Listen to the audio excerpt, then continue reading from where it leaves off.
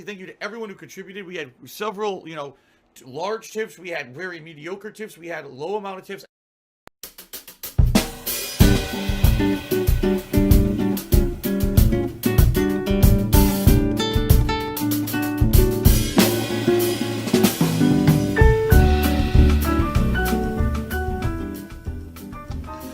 Good afternoon, good morning, good evening. This is DSP News 2nd edition. I'm your host, GTG, and let's go ahead and get right into it. Ladies and gentlemen, I'm wanting to take you guys back on a small journey, if you will. This is going to be a two-parter. We're going to go back to January 15th of 2010. Let's see here. It's a channel update video, which those are starting to become like small diamond mines, so expect to see a lot of those. Merch feedback needed. This is at a time, ladies and gentlemen, when Phil Burnell, Darksydephil, DSP Gaming, as he's been christened at this point, is really starting to feel like people need to appreciate him as much as he appreciates himself. So why not walk around with his name or his face on a shirt? Of course. And the second video, ladies and gentlemen, is from, actually, it's only from 2 days later. Channel update, CafePress, video quality, and next week. Now, just in case you guys don't know what his channel update videos were, they're basically the front runners for his pre-streams. Now, I just heard in one of Tevin's most recent streams, it might have been like yesterday, actually, was, well, for me it was yesterday, for you guys it was probably a couple days ago, that the reason, the story behind pre-streams, let me actually I'm going to try to do Almighty Tevin justice here, praise be, and try to see if I can throw this back at you. So back in the day, when Phil did his little pre-streams, someone was actually recording those pre-streams, putting them on their own channel and monetizing it. And they must have done this for a while. Eventually, Phil found out, had the guy's channel taken down, completely got the guy kicked off YouTube, and then put up his own pre-streams and started to monetize them. Now, a channel update video is kind of just that, it's a channel update video, but it is considered one of the front runners for what eventually became pre-streams once he started streaming. Now, here is the interesting anecdote that Tevin brought up. If Phil never took that guy down, right? If Phil never took that guy down, or if Phil never even found out about the guy, he would have never he would have possibly never have had the problem with the fan art, because he wouldn't have been uploading and monetizing his own pre-streams, and then he wouldn't have lost, I think Tevin said it was like 2 million views, but Phil has told us anywhere from 3 million views up to as many as 7 million views. But that's Phil, so take that with a grain of salt. He wouldn't have lost all those views from all those pre-streams he had to delete. I'm sorry. Then he wouldn't have had the problem with Machinima. He may have never ended up going back to Twitch. History could have been completely different if it wasn't for that individual being found out and taken down by Phil. Isn't that kind of crazy? Like, isn't that kind of crazy? If Phil never found out this dude was running around monetizing his pre-streams, Phil would have just kept doing them and stayed on. I think Phil started streaming on YouTube first before he ended up going to Twitch, right? So he may have never even considered on going to Twitch, or he wouldn't have gone to Twitch the second time when he had the situation with Machinima because of the alleged false copyright strikes and whatnot. So when Apocalypse came around, Phil would have still been in a very great position from a view standpoint, because he wouldn't have lost between, let's say, 2 million and 7 million views. And though he would have taken a hit, it wouldn't have been as big of a hit. So it wouldn't have prompted him to be a complete total asshole to Machinima, which hence leads them firing him and kicking them off of his network, which leads him going to Twitch all over again, which you could consider as his redemption run. History could have been completely different. You got to think, the detractor community probably would have been different too. You know what I'm saying? It's kind of like it's a chain reaction. It's a trickle-down effect. So everything could have been completely different if not for that one situation. Isn't that amazing? It's absolutely fucking amazing. Praise be Almighty Tevin for dropping that gem as Tevin does. Holy shit, that's fucking amazing. Anyway, ladies and gentlemen, so those are the 2 videos on the chopping block today. Let's go ahead and get right to it, because there's no reason to hold you guys off. And this is DSP News 2nd edition. Here we go.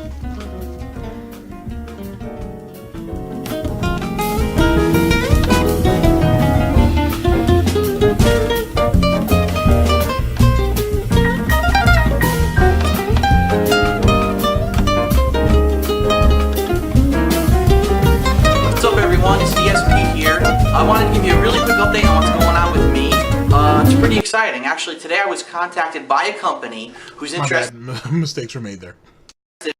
in making Darksydephil merchandise for you, the viewers. And the kind of merchandise I'm talking about is like t-shirts, hats, mugs, shorts, all kinds. What's up, everyone? It's DSP here. I'm going to start it over real fast, just in case. I wanted to give you a really quick update on what's going on with me. It's pretty exciting. Actually, today I was contacted by a company who's interested in making Darksydephil merchandise for you, the viewers.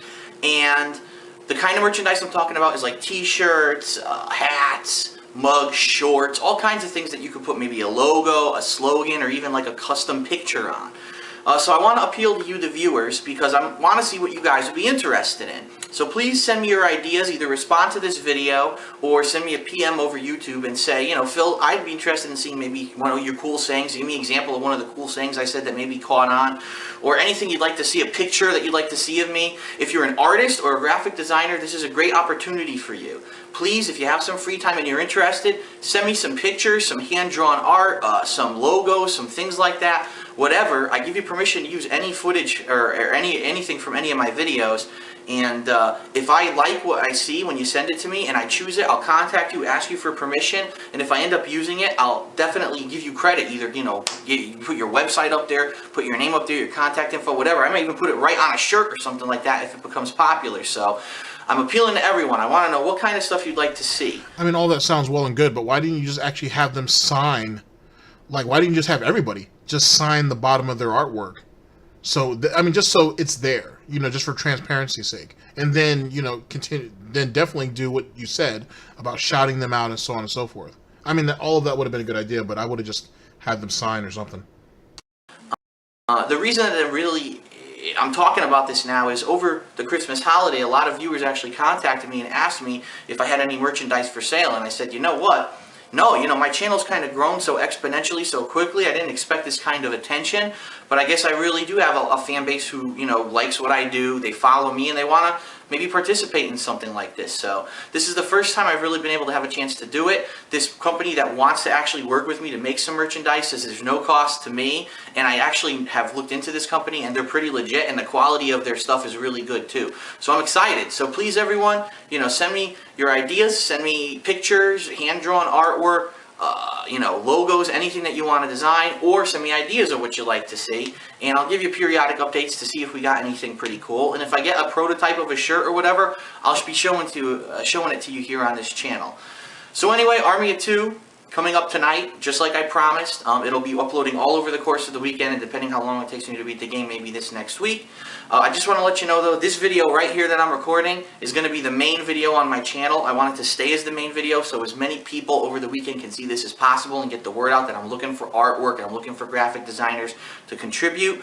If I will say, too, by the way, that, because like I said, I wasn't around for YouTube in these early days like this, but the way the channel used to be set up, where you could completely customize it to your own liking, and how things, I mean, granted, it could have been updated as it pertains to how they organize it, but essentially, when people came to your channel, it's decked out in such a way to where you're advertising yourself. You know what I'm saying? And I feel like that's something that we're missing now. They kind of given everybody like the carbon copy across the board, outside of, you know, your channel avatar and your banner and maybe a couple of knickknacks here and there. But back in those days, you could customize everything, even from the color and so on and so forth. You could add different feeds and things and this, that, and the third. And I feel like that's something that YouTube is missing. It's a shame, too. You know what I'm saying? It's a real shame. But at the same time, though, too, you could see how a lot of those guys may have gotten bigger back in those days, because you could be a bit more... You could express more of your personality before people even saw the video. You know what I'm saying? And then people could see fan feedback, because people used to, I think Phil had said that there was like a comment section or a video like suggestion column or something, where people could give feedback on the channel itself and on videos in almost real time, or over a period of time, I should say. So that's something for people to kind of look at before they even click your video. So it's a shame they took all that away. If you have any worries about it, the Army of Two videos will be on the right-hand side of the screen. You'll see them. You know, the newest videos will always be there, and as usual, I'll be creating a playlist of those videos. So they won't show up as the main video, but they will be showing up as the new videos on my page. So thanks a lot, and I hope to hear from you soon. And that's right, you can even purchase the DSP official thong. Hey everyone, it's DSP again. I know it's really quick since my last update on Friday, but I just wanted to let everyone know I beat Army of Two so quickly, the game was so short, I'm very disappointed. I'm very disappointed.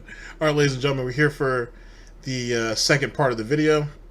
Channel update, CafePress, video quality, and next week, this was literally 2 days later. This was January 17th of 2010. To be honest, I spent $60 on that game, but I had a couple hours today to mess around and to kind of experiment with the website that had offered to, you know, make the clothing for me, CafePress.com, and obviously anyone can do it. The reason that I'm interested is because the guy actually contacted me, a rep from them, and said he'd actually send me a demo of their product for free to see if I liked it or not, and then I could decide whether or not I wanted to go with these guys. So if you want to check it out, my initial designs are up. It's at CafePress.com/Darksydephil. It's very, very, very, very, very basic, and let me explain why. They only give you very limited range of what you can do. For example, on a t-shirt, you can only do a 10-inch by 10-inch block on the front of the t-shirt and on the back. And you can only do that on white t-shirts. On colored t-shirts, you can only put stuff on the front, nothing on the back, which is kind of retarded in my opinion. I don't know why they did that, but that's what they did. And so you're going to see I got hundreds upon hundreds of suggestions from everyone over the past day since I put up that channel update video. So thank you very much for everyone who responded.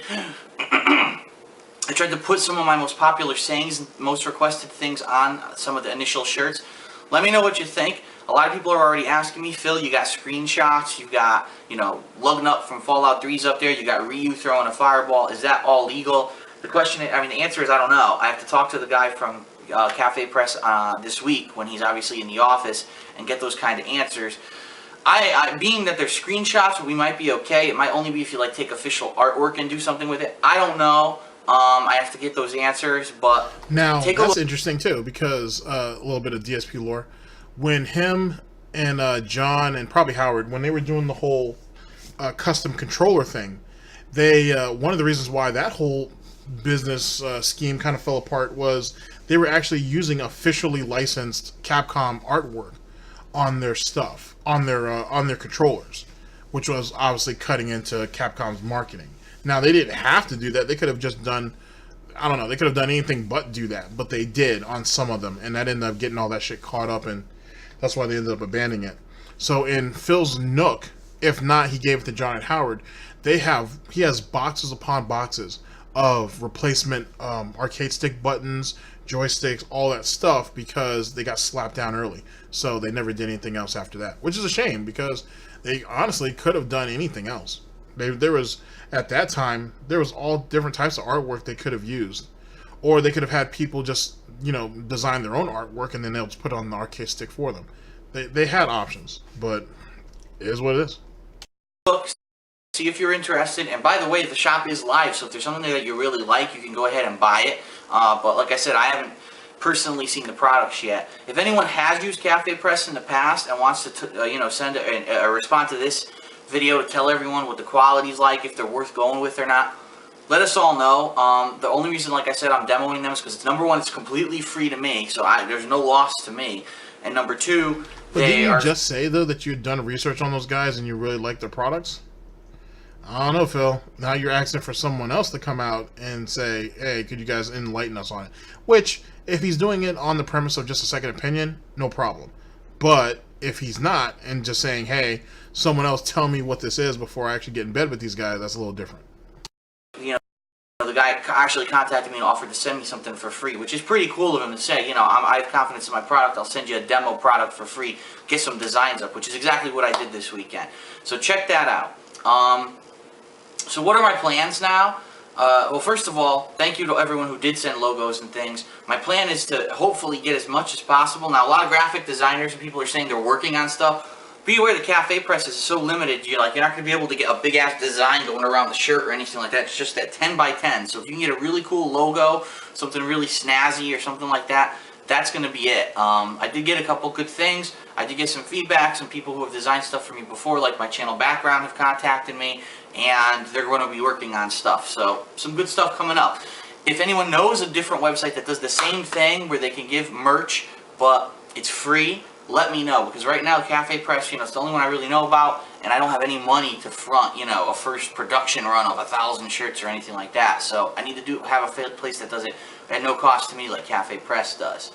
I want to say thank you to Eddie Brock Venom, I believe was his name. He actually sent the picture, which was that naughty nightwear picture that you'll see on a couple shirts there, and on the boxer shorts, which is pretty funny. And then special thanks to Benjamin.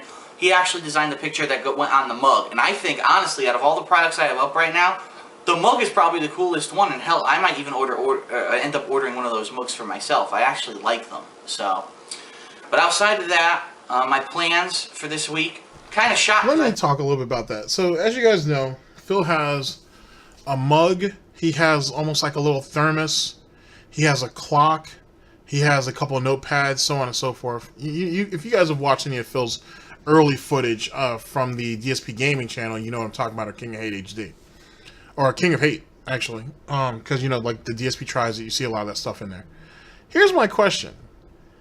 When the sales start to really come through for Phil's merchandise, is it not possible, is it not even plausible that Phil was like, hey, I have all this stuff coming in, or all these sales are coming in, and, everything's good right now.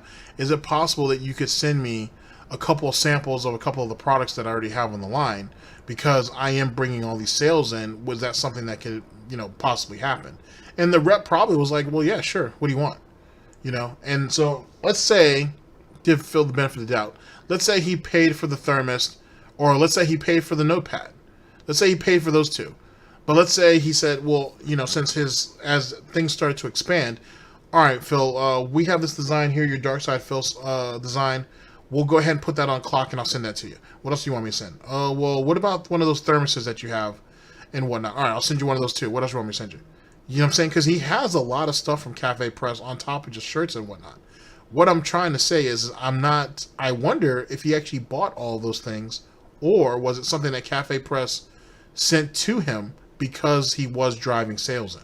Just something to think about. I thought the Army of Two was going to take a couple days. I only played the game like twice, and it's done. I mean, I bought it on Thursday, and I played it for maybe an hour and a half that night. I played it for maybe an hour and a half last night, and then I played it for like maybe an hour and a half today, and it's done. I beat the game. And as you saw in the playthrough, the last video is actually me trying out the online play, which kind of sucks. So it's like, wow, I spent $60 and I barely got anything out of it. I'm on the fence as to what I'm going to do over the next week. I could do a couple things. I could go play games like Modern Warfare 2 online, Left 4 Dead 2 again, mess around with those. Or I could get Dark Void, which comes out on Tuesday, and I could try that game. Or I've been throwing around the idea of doing some new Hateful Truth videos, because a lot of people, when I was playing Darksiders and Bayonetta, were asking me, Phil, what's the best game out of the two? Which one should we buy? We can only buy one or the other. And the answer is I can't tell you which game is better, because they're both different play styles of game. At first sight, at first glance, they actually do look like they're very similar beat-em-ups, but they're not. They're completely different. And you'll know that if you watch my playthroughs of them. So I don't know. I have a lot of options of what I can do over the next week. So I'm going to think about it, and you're going to basically see what I decide when the videos go up. But I have no clue right now really what I should do. But the next guaranteed game to be on my channel is Mass Effect 2, and you all know when that comes out at the last week of January this year. The last thing that I want to ask to everyone who's been watching these new batches of videos in 2010, this is my third game now that I've been through. What do you think of the quality? And here's why I say that. Because number one, I'm using a new tripod, which I'm actually filming this on right now, which I actually have been using to I just put it on a table in front of me, and I'm actually able to get really quickly a better angle than I was with my giant tripod I used to use. That used to be a hassle because I had to move tables and furniture to get it to line up properly, and I still had angle issues when I used it. Number two, I've been, as you see at the beginning of all the games I've played, I've been adjusting the brightness, because what I found is, it seems like when I adjust the brightness, my camera, for whatever reason, really, it auto-adjusts a lot of the scenes to be not as bright as they should, and then some other times it adjusts to be too bright. But overall, from what I've seen from the footage of 2000... Now, as he's going through all this, right, I want you guys to take it in. One, the amount of games that the guy was playing. But two, how much of a hassle he made direct capture seem like. And he did make it seem like a complete and total fucking hassle. But look at what he's dealing with now. Or, well, what he was dealing with then, I should say. I apologize. That sounds like all kinds of unnecessary shit. Like, you just go direct to capture, and what they see, what you see is what they'll see. You know what I mean? He was really making this more work than it needed to be. Because he was lazy. Because he was lazy. And maybe he didn't see the value in the early game capture devices like an HP PPVR, for example, back in those days. Which some Call of Duty heads still use now. And if you've ever seen Call of Duty footage from back then, it's really good. So he really missed out those couple years under the pretense, this is just my own theory, that direct feed wouldn't have been considered as a transformative work because you're taken directly from the source. And he was like, oh, well, that might not be considered transformative, so you guys are going to eventually get slapped down for it, but I'm not going to do it because I'm going to keep doing it guerrilla style. And he ended up being wrong. But look at what it cost him. I think the price was too high. But that's just my own personal opinion. 2009 that I've watched back on YouTube, 9 times out of 10 it looked like the scenes were a little bit too dark, especially in a game like maybe Fallout 3, where you're inside these dark areas, you can't really see what's going on. So what I decided to do is pump up the brightness on all the games that I've been playing to see how that would affect my videos. And for the most part, from what I've seen, I've been watching a couple of these now, I think they look pretty damn good. I actually thought Darksiders looked really good. So if you guys could give me your feedback on the quality of the videos this year so far, if you think they look good, they look better than maybe they did last year, or if you have any recommendations. Again, I'm watching them on one monitor. And here's the funny thing, this is pretty funny. My friends were over one day, and a couple of them hadn't seen some of my Hateful Truth videos, so I wanted to show them to them, but rather than put them on my computer monitor, I actually just streamed them over to my Xbox 360 and played them on my big screen TV. And I thought, personally, that the videos actually looked better on my big screen TV than they did on my computer monitor, and I don't know if that's just because the monitor's not as good as the TV, if maybe the monitor has a different, brightness adjustments. I tried farting around with it to see if I could get it better, but really it didn't, I don't know, I guess it didn't improve it too much. You guys, let me know. Let me know what here you go. This is another very interesting point. This is him in his early stages, developing the idea and what ended up eventually being the negativity about playing a video game on a monitor with headphones, you know what I mean? And that's what gamers do. This is where he starts to developing that negative stigma. Now, this is all on his own, so don't get it twisted. This is all him doing it. And, I mean, monitors got better over time, just as televisions did. But then again, not everybody was playing on a monitor. You know what I mean? There was a lot of people playing on their TVs, just like Phil was. But he was almost putting into their head that the concept of being on a monitor wasn't a good idea. You know what I'm saying? Or even recording from it. Which, if that's his case, that's fine. But then, he's also shooting down, giving them better quality if he recorded with direct feed. So he was shooting himself in 2 different places because he didn't know no better. Think of the quality of my videos. If you think that, and don't tell me go direct feed, because I'm just going to fucking slap the shit out of you, because I've told everyone 1,000 fucking times. Oh boy, here we go. I haven't actually heard your excuse yet, so, well, not back then. I've heard your recent excuses. I'm not doing direct feed. I'm not buying a capture card, because that means I can't do live commentary. I'd have to record commentary either afterwards, after I've already played the game, which is bad. It's not live, real-time reactions to what's going on. I don't like that. I'm not a guy who's going to sit here and plot out 10 hours of jokes. But that's not true. You really believe that? Oh, shit. God damn it, Phil. Just say over a game I've already beaten. I want to be on the spot and spontaneous, and that's why my videos are original. But at the same time, Couldn't have it's been also that original when you've admitted to faking reactions and hamming it up for the camera. a lot of extra work. If I were going to do the live commentary, that means I'd have to have a microphone near me all the time. I'd have to maybe be recording it to a computer. Now I'd have to chop the videos up along with the audio, and I'd have to line it up, and I'd have to yada yada yada. It would be way too much fucking work. So no, I'm not doing direct feed. But for what you've seen this year with what I've been doing, please let me know what you think of the quality of the videos. And I am aware They're already that telling you what they think of the quality of the videos, apparently. You cranking up the brightness was a short-term solution to a long-term problem. And you made direct feed seem more difficult than what it really was. There were plenty of people, there were tutorials out on how people were doing direct feed back then. Why didn't you watch any of them? Holy shit, Phil. Jesus Christ. this year a lot of new cameras are coming out, a lot of 1080p quality cameras are coming out, and YouTube does have 1080p quality right now.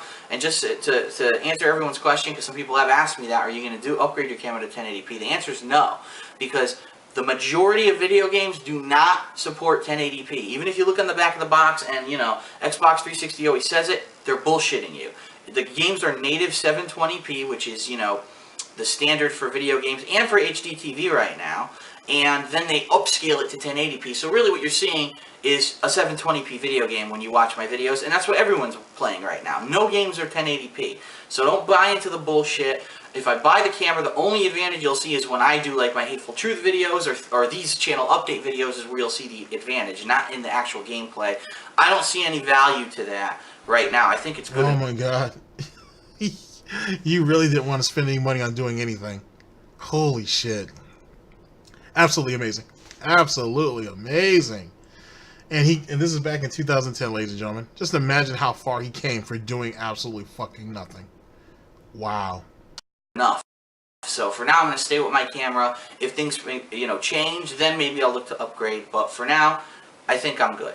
So let me know what you think of the quality of my videos. Please keep sending me ideas for merch. Let me know what you think of CafePress. I know this was a lot to absorb and swallow. I'll let you know what I'm doing over the next week. So thanks a lot. I know this was a really quick update compared to the last one, but thanks for sticking in there. Hey everyone, it's DSP. But you basically made them do all the work. Oh, that's so good. Holy shit. He literally made them do all the work. He literally had these people doing all that work. You know what I'm saying? Like, they put in more effort than he did. That's amazing. That's fucking amazing. Well played, Phil. Well played, sir. Well played. Alright, ladies and gentlemen. So, there you go. That's the history of Phil with his merch. And you got a bit of a snippet of the whole situation with direct capture and his deciding on games to play, which he probably ended up playing the majority of all those games anyway. So how he found time to do all that and still work is still up there in the air. But it is what it is. I think as his popularity grew, I think his ego grew also. So, and eventually, you know, your arrogance gets the best of you, and people don't have to deal with it. Just because you think they should deal with it doesn't mean they have to. So it ended up coming back to bite them. Alright, ladies and gentlemen, thank you very much for listening in. I very much appreciate it. This is DSP News 2nd Edition. I'm your host, GTG. And I'll see you guys for the next video. Absolutely amazing. Oh boy. Alright, see you guys for the next video. Later.